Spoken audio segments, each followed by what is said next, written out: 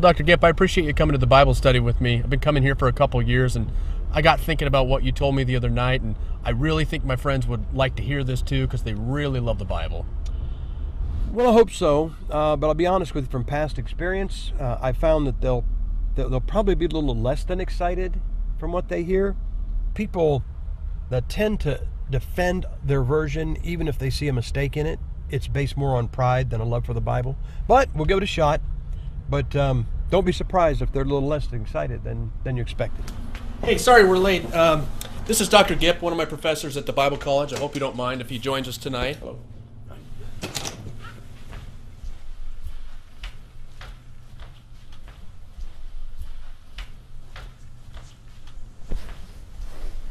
Well, hey, thanks for coming, Sam.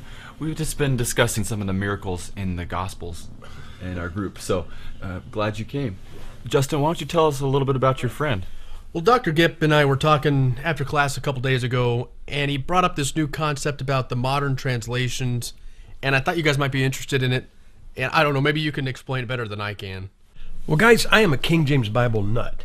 Now, you probably heard about those, but let me tell you what that means. We believe that God inspired a Bible perfect in the original, which is probably what you guys subscribe to, but then we don't think he lost the power to preserve it and put it in our hands today. Now, if God preserved his Bible to this day, it's got to be in one of the versions. It can't be in 100 or 200 different versions. It's got to be in one of them, and we believe it's in the King James Bible.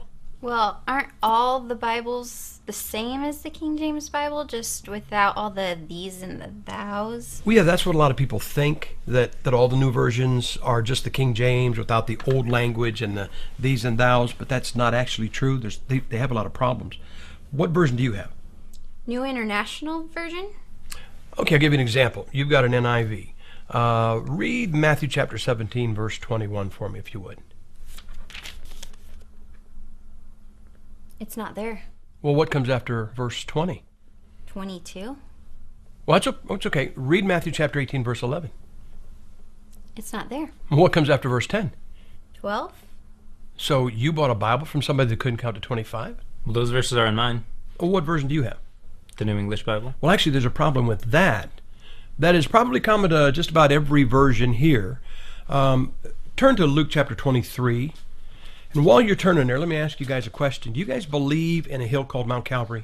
You probably sang a hymn or two about Calvary. You saw a church, Calvary Baptist Church, it's a commonly used word. Well, I'll tell you why. If you believe in Calvary, you believe it for only one reason. You believe it because of Luke chapter 23, verse 33 in the King James Bible. Because that is the single only place. I'll show you. Luke 23, verse 33, it says this, and when they came to the place which is called Calvary. Now, that is the only time the word Calvary appears in the Bible.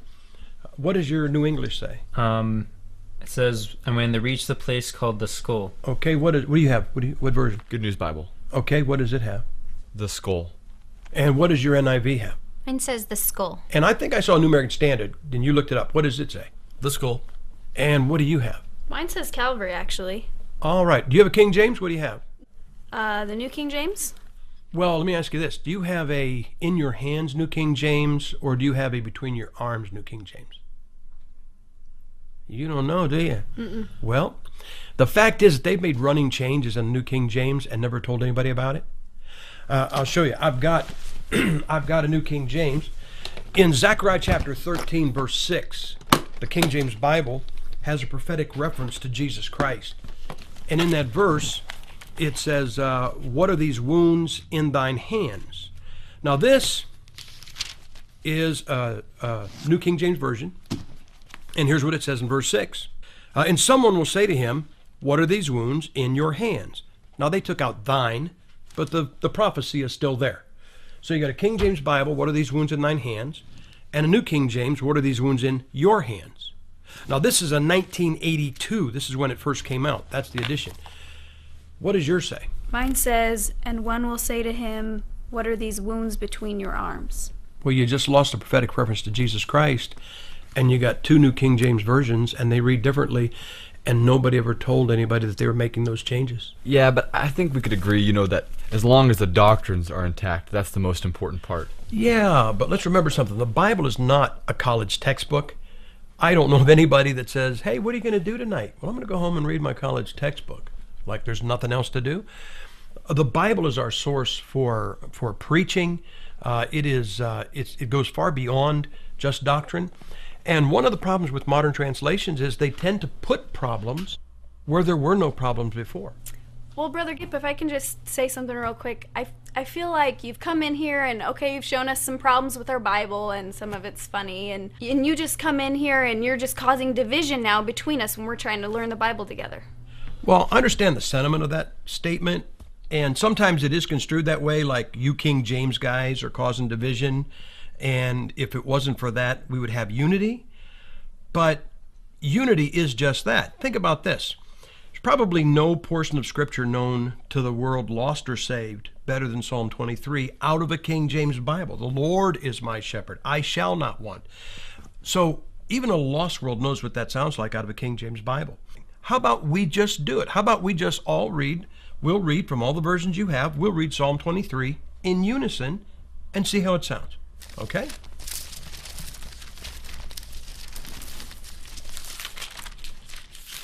Now, before we read this, we all acknowledge from the Bible that God is not the author of confusion. The Lord is my shepherd, I shall not want. He makes me lie down in green pastures. He leads me beside quiet waters. He restores my soul. He guides me in the paths of righteousness for his name's sake. Even though I walk through the valley of the shadow of death, Darkness, I will not be afraid, Lord, for you are with me. Your shepherd's rod and staff protect me. Thou spreadest a table before me in the sight of mine enemies. Thou hast richly my cup overflows. Surely goodness and loving kindness will follow me all the days of my life. Love will be with me all my life, and your house will be my home as long as I live. Forever. Now, what one word best describes what you just heard?